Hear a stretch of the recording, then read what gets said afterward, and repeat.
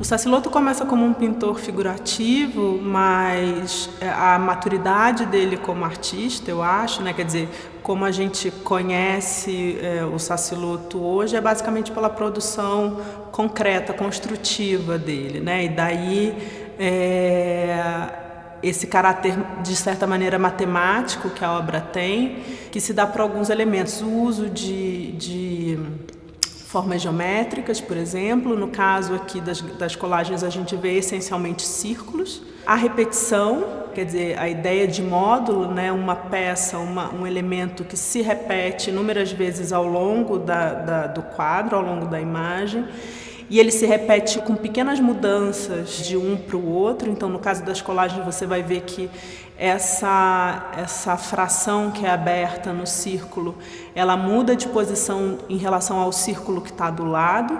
Então, funciona quase como uma progressão ou uma representação bidimensional do movimento, porque se você for reparar, o corte faz isso.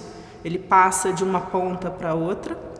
Acho que a ideia de contraste também, né, entre positivo e negativo também é uma questão que vai aparecer muito para o trabalho dele. E todos esses são elementos que ele começa a trabalhar quando ele começa a pesquisar essa vertente construtiva da arte.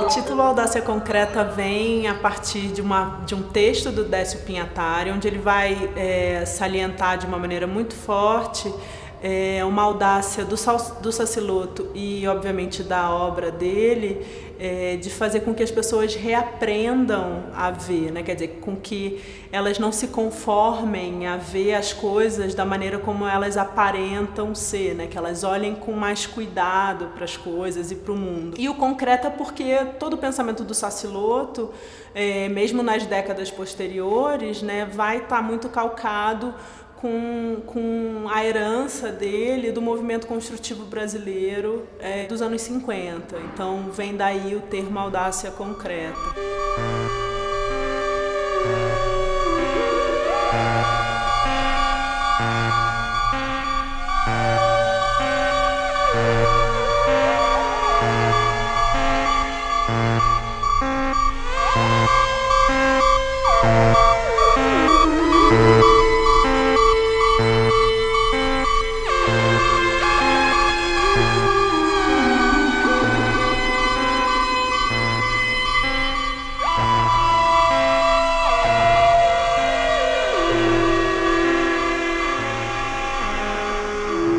Na Galeria Pícola 1, eu acho que é onde a gente começa a exposição. Aqui a gente tem o núcleo de colagens. E quando a gente olha para a parede da esquerda, a gente vê os círculos, são todos quadros onde você tem a forma círculo.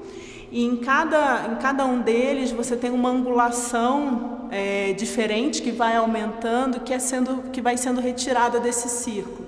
Então a gente tem uma ideia de movimento na relação desses quadros, não só internamente, se a gente for reparar aqui como essa angulação ela vai mudando de lugar, então é quase como uma passagem de tempo, é quase como o ponteiro de um relógio que vai andando, e isso em cada linha dos círculos.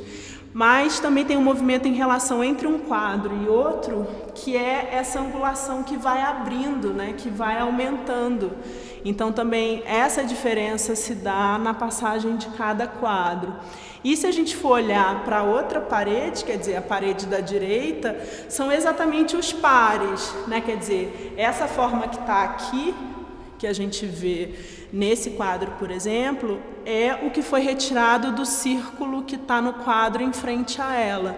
Então a gente olha para essa daqui, que a gente tem essa angulação que é retirada, e quando você vê aqui, ela está exatamente na mesma posição que ela estaria se o círculo tivesse completo. Então você tem o mesmo movimento interno do quadro sendo reproduzido pela forma com o que falta dela, e no outro quadro com o que falta da forma círculo. No fundo, a gente tem duas variações dessas colagens com cor.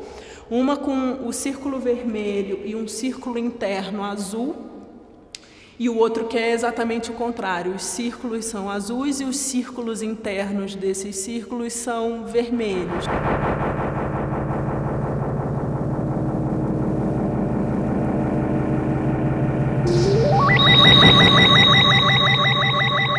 Esse contraste de cor também dá essa noção de movimento, de uma vibração óptica desse plano, que a gente consegue ver, por exemplo, nas serigrafias que estão na Galeria Piccola 2, que a gente pode olhar agora. Aqui na Galeria Piccola 2, então, a gente tem um segundo conjunto de trabalhos, que são serigrafias feitas em diferentes épocas da produção do Sacilotto. Acho que interessava muito a ele essa ideia da multiplicação da serigrafia, né, desse meio que se reproduz, né, que lida com a reprodução da imagem. Então, por exemplo, em trabalhos como esse aqui, a gente tem essa noção de movimento que está presente nas colagens. Aqui ela aparece em outra maneira, nessa forma que insinua uma hélice, né? E que você tem pelo desenho, é como se ela estivesse girando, ela está insinuando um movimento nesse plano. Se a gente segue para essa sequência de vermelhos que vem logo depois, por exemplo, a gente também vai lidar com essa noção de movimento e de um movimento do plano que se dá pela mudança de tamanho das formas. Quer dizer, você começa com a mesma forma em tamanhos menores e ela vai aumentando, e isso dá uma ilusão de distorção desse plano que a gente está vendo. Então aqui a gente tem uma sequência de vermelhos com quadrados e triângulos. Agora a gente continua com as formas geométricas, e aqui acho que também com esses círculos, né, você tem como se esse plano estivesse se mexendo, dá até um certo incômodo no olho olhar para esses trabalhos durante muito tempo. Aqui a gente já tem essa ideia de movimento com as formas geométricas e com a progressão, a ideia de progressão, mais usando cores, né? Você tem duplas de cores nesses quadros, nesses trabalhos, que a gente vai ter em serigrafias como essas também. Se a gente olhar para essa dupla de serigrafias, a gente vai ter a mesma forma base, mas a gente tem uma inversão das cores, né? Uma troca de cores. Aqui a gente tem verdes com rosas, né? Invertidos, e aqui verde com laranja. Isso é uma coisa que ele vai também trabalhar, quer dizer, a mesma forma, a mesma dinâmica, ele vai criando desdobramentos a partir do momento que ele muda as combinações de cor, né? Quer dizer, você tem movimentos mais rápidos ou mais lentos, né? Insinuação de movimentos mais rápidos ou mais lentos, dependendo da combinação de cor que ele faz para aqueles trabalhos. Aqui, nessa última serigrafia, a gente também tem ainda essa relação de positivo e negativo do contraste das cores. Então, pensando nessa parede, eu acho que as serigrafias, de alguma maneira, se detêm em alguns aspectos do trabalho dele, né, dos interesses dele ou dos mecanismos de trabalho dele. Então, embora muito simples, é claro, eu acho que elas dão conta de apresentar um leque de trabalho, de possibilidade, de ferramentas de trabalho do Saciloto.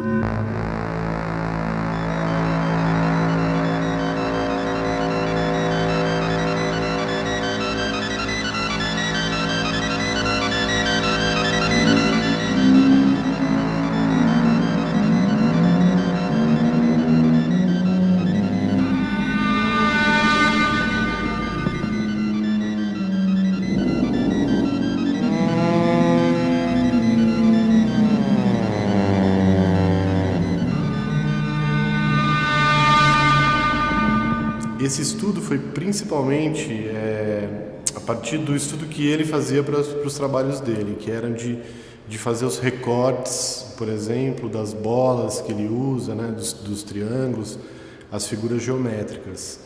Então, foram 3 animadores, na verdade, que trabalharam, né? Fui eu, o Caleb Mascarenhas e o Robson Victor.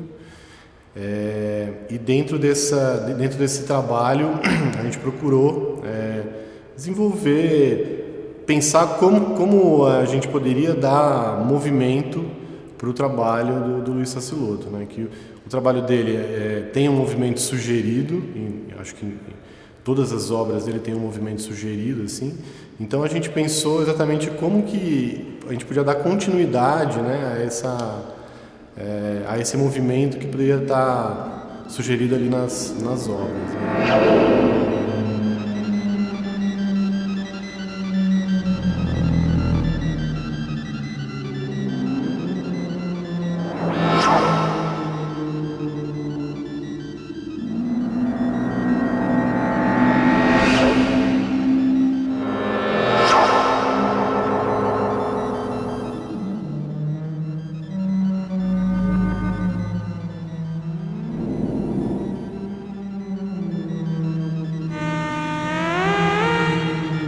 O que ele fazia na mão, né, assim, com estudos que são repetitivos e tirando os pedacinhos da bola e fazendo os graus, hoje a gente faz com programas, né, com programação.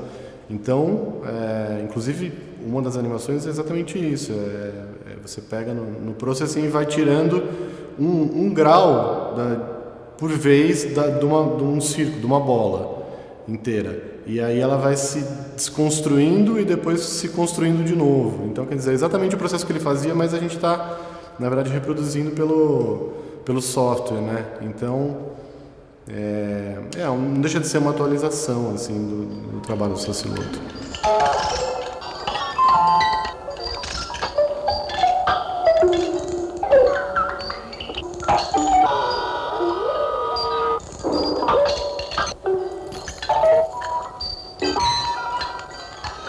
Aqui a gente tem uma sequência de estudos feitos em grafite sobre papel vegetal e a gente pode ver que ele divide matematicamente esse plano, né, do desenho. É a mesma forma que a gente tem reproduzida ao longo de todo o desenho e essa forma vai tendo o eixo de rotação girado, né? Uma forma que vai girando, que vai se movimentando.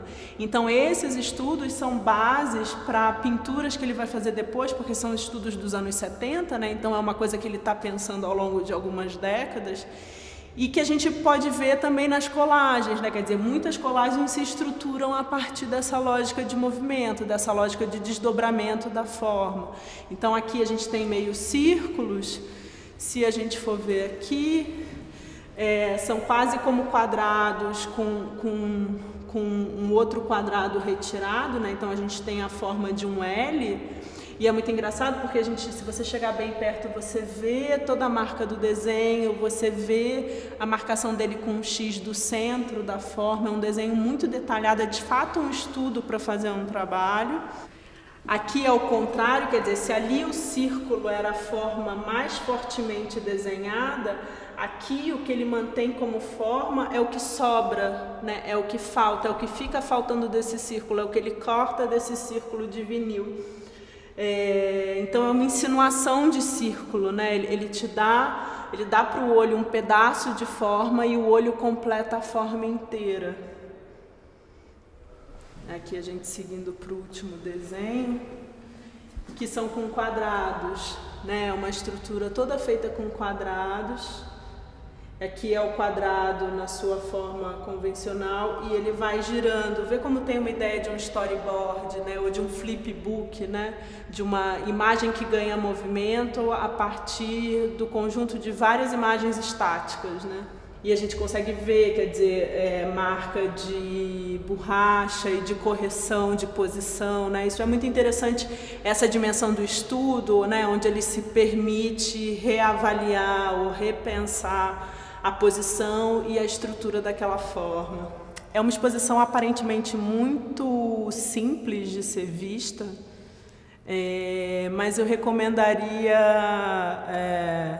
uma atenção maior, assim. São obras que parece que quando você vê de longe você já entende o trabalho, mas eu recomendaria ver de perto.